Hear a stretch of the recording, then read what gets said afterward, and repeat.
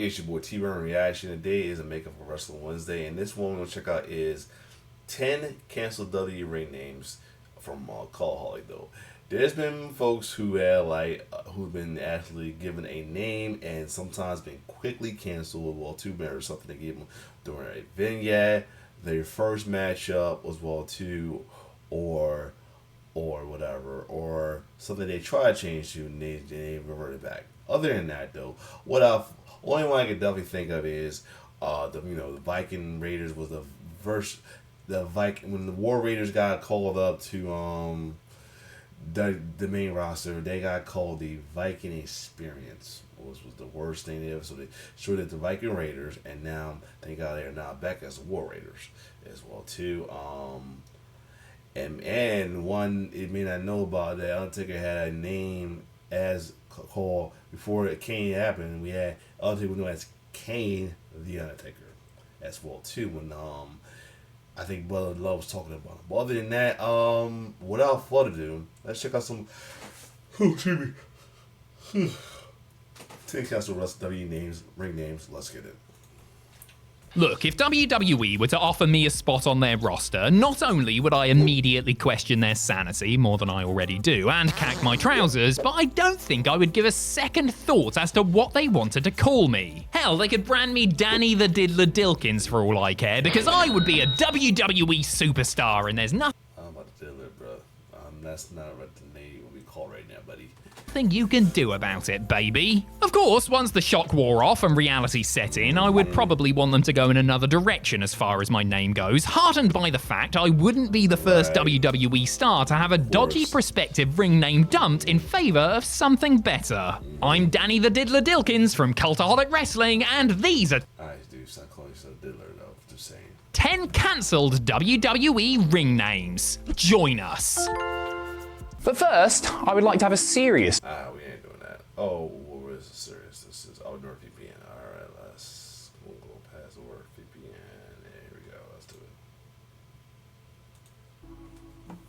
Number 10, Hirohito. In late 2003, Tajiri pretty much begged WWE not to call the stable featuring himself, Akio, and Sakota the Yakuza for fear it would anger the actual Japanese mafia and cause all kinds of problems. WWE evidently learned nothing from this because in April of 2004, they began airing vignettes for a new character called Hirohito. Clearly a ploy to generate some good old-fashioned racist heel heat, Hirohito was named after the man who ruled Japan during World War II. Supposedly, Hirohito would be the grandson of the former emperor set out to destroy America, to be played by Kenzo Suzuki. Immediately after the first vignette aired, it was obvious that the gimmick was rubbing some people the wrong way. According to then WWE writer Dan Madigan, a day after the one and only Hirohito promo played on Raw, Vince McMahon let everyone in creative know that Hirohito never happened and they were to move on to something else after the Japanese royal family reportedly let their displeasure be known. Suzuki ended up debuting on SmackDown using his real name, and WWE never treated Japanese talent in a disrespectful or culturally insensitive way ever again. Number 9. Riot and Rage. On the indies, you can pretty much give yourself whatever name you want, which is why childhood pro wrestling fan Adam Copeland gave himself the wonderful handle of Sexton Hardcastle. Because, I mean, why wouldn't you? A name suitable for the small halls, perhaps, but that wasn't going to fly in WWE, and when Copeland joined the promotion proper in 1998, they struggled to come up with something appropriate to him and his character, which I should add was originally going to be an angry deaf mute before they settled on simple torture. We just kind of saw there on the Wall Culture one, the debuts of debuts that didn't go too well. What was it called?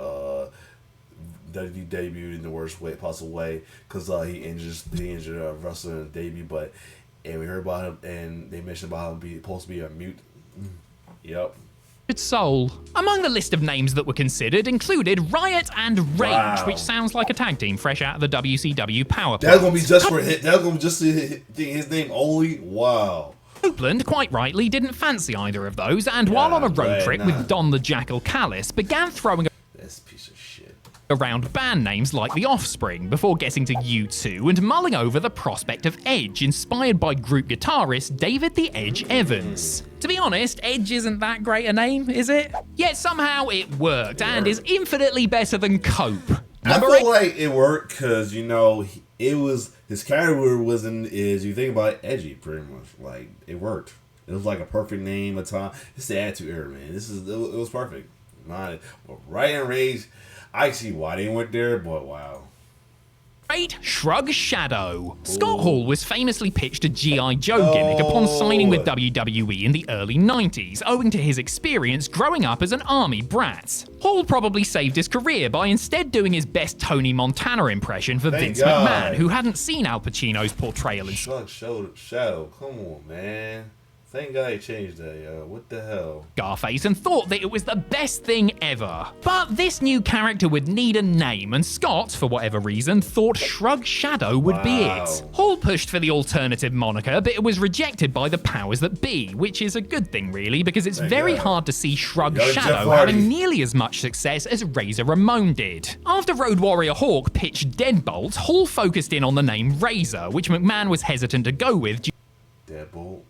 due to professional boxer Donovan Razor Ruddock. But the bad guy persisted, and after talking with Tito Santana at the urinals, nothing dodgy going on, I'm sure, just good old-fashioned pissing, he got the surname Ramon and was off to the races with a name that rolled right off the tongue. Number 7, Elizabeth Reed. Charlotte Flair, or Chuck Flair for short, is the perfect name for the daughter of the Nature Boy. She gets to keep her father's surname and carry on the family legacy that way, while the name Charlotte is a nod to Slick Rick's adopted hometown of Charlotte, North Carolina, aka Flair Country. Real name Ashley Elizabeth Fleer, she had initially pitched something different when beginning her sports entertainment journey. Ashley's idea was to keep the Elizabeth part, not because she loved her middle name or anything, but in tribute to Miss Elizabeth, whom she greatly admired. She also wasn't too keen to go with the Flair surname, perhaps having seen the way it weighed on her older brother David, and suggested Reed after her younger brother's first name instead. Okay, that explains a lot right there, though. It's still interesting, and R.I.P. to Reed, by the way, but that's very interesting how she did it, though. Like, she wanted to pay tribute to Elizabeth and didn't want to get held down by the Flair name because of what happened to David, which is true. I mean, you think about it, but I mean, it worked. But Chuck was out of luck, since WWE was set on Charlotte Flair being the second-generation prospect's name. Luckily for her, she was able to live up to the name, and then some, forging her own legacy as one of the most decorated women's champions, as well as one of the best beefers in WWE history. Number 6, Quinn Cullen. It's almost unfathomable that Becky Lynch would be called... Her last name is Rebecca Quinn, I think. Yep, wow. Quinn Cullen. Wow. Anything other than Becky Lynch, but to get there was a process. WWE wanted to use a name associated with... I guess Nia was in training back with her then, real name, which is Rebecca Quinn. She wrestled as Rebecca Knox on the Indies, hence the Becky part. Yet the man herself thought differently and suggested using her shoot surname as a kayfabe first one, coming up with Quinn Cullen. This wasn't just some random Irish-sounding name either, but based on Cuchulainn, a warrior hero and demigod from Celtic mythology. Quinn Cullen had a ring to it perhaps, but WWE weren't convinced and came back with some ideas of their own. According to Big Time Bex, these included Madeline something, which she outright rejected, and Robin Daly, which she liked, despite the fact that to me it sounds like some sort of 90s roving reporter and not a WrestleMania headliner. In the end, she realised that she could keep part of her own name in there and went with Becky Lynch. Number 5, Mason the Mutilator. Jim Ross lobbied hard for WWE to sign Mick Foley during the mid-90s, with his persistence. Why would you mean that man Mason?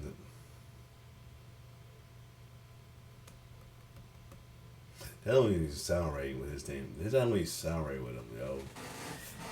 Finally paying off as McMahon relented and brought him in. He seemingly didn't have any interest in Cactus Jack, however, despite Foley's success in WCW, ECW, and Japan wrestling as that persona. Nope, one of the conditions for Foley's signing was that he would have to cover his face up with a mask and wrestle with a new gimmick. Oh, that's why they had him. That's why he came with Mutilate with the mask, but still, it didn't sound right. Of WWE's creation. That creation? Mason the Mutilator. Foley, unsurprisingly, was not impressed with this proposal, later calling the name one of the worst things he had ever heard. When Vince McMahon asked him what he thought of the name, Mrs. Foley's baby boy lied and said that he loved it, but what if? The hardcore legend then suggested Mankind the Mutilator instead, explaining the double meaning of the name. WWE went with it, though early concept art does have the name Headcase, and luckily for Foley, the Mutilator part was dropped and he debuted as simply Mankind. Number 4, Buddy Peacock. Bryan Danielson spent a decade making a name for himself by putting on classics for independent promotions like Ring of Honor, as well as overseas in Japan and beyond. But that name meant Buddy Peacock, bro, what the hell? diddly to WWE, who wanted something they could trademark and market for the American Dragon after he signed with the company in 2009. The indie veteran was lucky not to be saddled with something as rotten as Nexus contemporaries Michael McGillicuddy and Skip Sheffield, but he almost shot himself in the foot when WWE asked him to submit 10 potential names for them to mull over. Among the ones Danielson included were Buddy Peacock and Lloyd Boner. I can only assume he assumed that he wouldn't be there long, and in the grand scheme of his career, his WWE name didn't really matter because oh wow, he wasn't so sure of himself he was gonna be a superstar, but I'm glad he better win something. those are both hilariously awful, even if the name Buddy had sentimental significance, as it was his father Donald's nickname. It was only after talking with mentor William Regal that the bright idea of swapping his names around for Daniel Bryan came about, though part of me is sad we never got to see Lloyd Boner win the big stiff one at WrestleMania. Boner Mania deserved to run wild.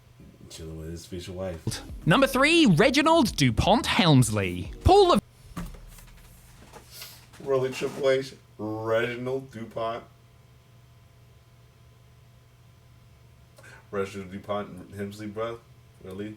Shout out to Killer Kowalski. Shout out to Killer Kowalski, but Reginald DuPont, though, really, dude.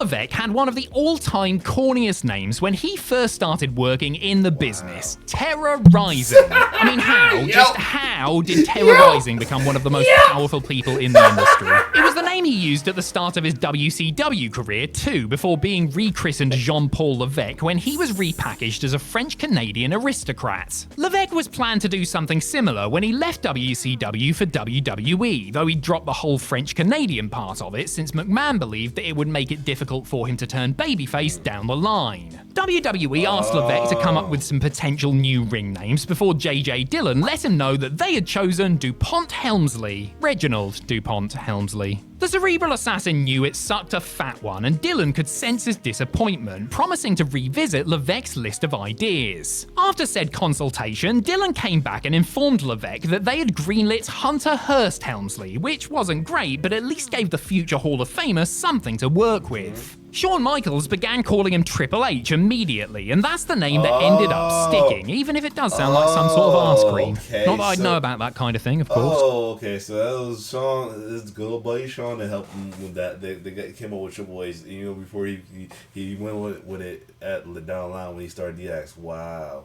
that's interesting. Number 2, Kane the Undertaker. Mark Calloway had to endure a bunch of crappy names and gimmicks before landing on the one that would give him fame and fortune. Prior to joining WWE, he was Texas Red, Mean Mark Callis, Punisher Dice Morgan, and the Master of Pain. Wow, he was. That's right. I forgot he was with Paul Bearer back then. That's his. He probably wanted to draw him in for that as well too. He was that back when Paul was known as Percy Prinkles as well too though. See, he worked with him. I see he worked with Heyman too. That's pretty awesome. Among others, as he paid his dues in various promotions. After initially fearing that he was going to be the gobbledygooker, which also made its televised debut and I like how this is connected to the last video I reacted to. The 1990 Survivor Series, Calloway was somewhat relieved to be entrusted with the Undertaker character. What some fans may not know or may have forgotten is that the Undertaker was initially called Kane the Undertaker and actually wrestled a couple of matches under that name at some TV tapings prior to his pay-per-view bow. The Kane part was added at the behest of Bruce Pritchard, who liked the biblical overtones and felt that it was a strong name for a strong character. Unfortunately for Brucey P, who briefly managed the dead man as Brother Love, WWE quickly dropped the Kane part and just started referring to him as The Undertaker. Dropped it, yes, but didn't discard it entirely because, number 1, Inferno. Like his kayfabe brother, Glenn Jacobs had to suffer through a series of lame names and gimmicks before he found the money one. Bruiser Mastino, Doomsday, Unabomb, Isaac Yankem DDS, Fake Diesel. I see with Fake Diesel about the mask, that's the mask that Walt Cost was covering with, but yeah.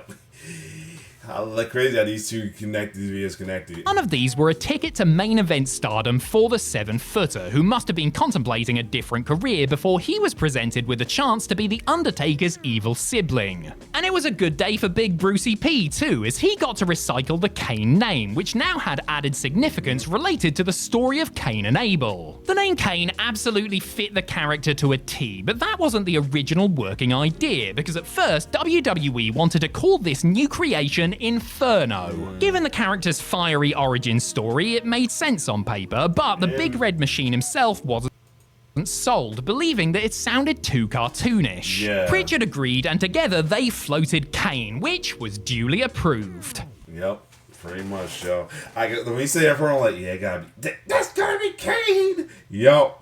But yeah, this was interesting as well too. Like the way I knew about was Kenny Undertaker. Well, one guess referring, but wow, though that's interesting though. So yeah, Hirohito, yeah, that was crazy. Vince, shit, his tone deaf self. But Riot and Rage and kind of see it happening because his character was though. But Shrug Shadow. Come on, bro. Shrug Shadow. Lizard Reed was interesting. Good reason for it, though. But at the same time, Charlotte working for it was better, whether you like it or not.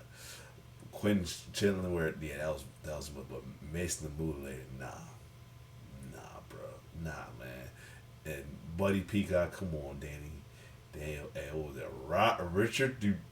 Richard DuPont Hemsley.